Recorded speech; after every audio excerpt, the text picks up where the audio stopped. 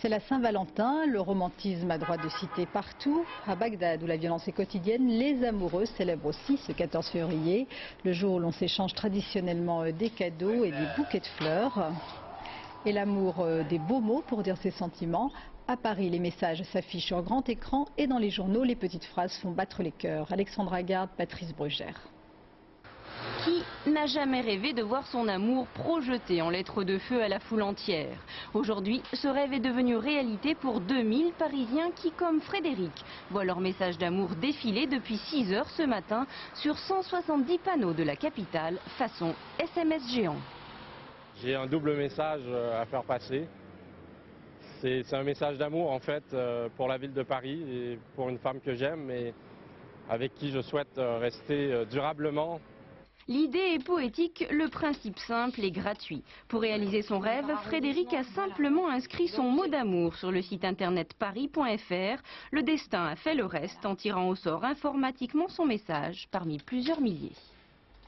C'est une déclaration qu'on fait devant tout le monde, mais en même temps c'est un peu caché, c'est relativement anonyme, il n'y a que la personne qui la reçoit qui peut la comprendre. Donc c'est ce mélange de surprise et puis d'anonymat qui m'a plu.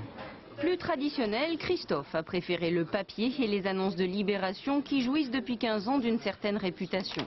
Le coût est plus élevé, de 30 à 75 € selon le nombre de mots, mais l'effet assuré, 5 millions de lecteurs liront aujourd'hui le quotidien pour y découvrir la tonalité amoureuse de 1005.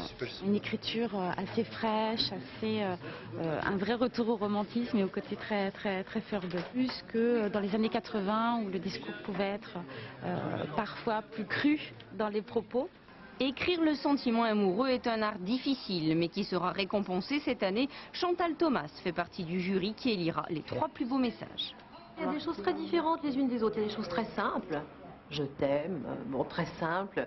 Et il y a des choses très drôles, des mots d'humour, enfin c'est mignon. Et beaucoup de choses très romantiques. SMS ou papier, gagnant ou perdant, peu importe finalement, car aujourd'hui l'important c'est d'aimer.